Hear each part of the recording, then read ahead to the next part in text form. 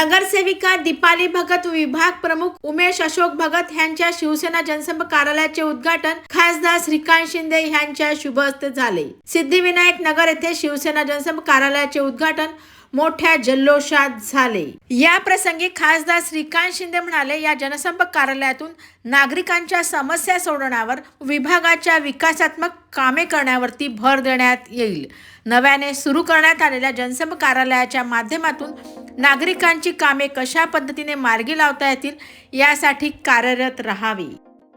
या प्रसंगी 10 रिक्षांचे वाटप करण्यात आले।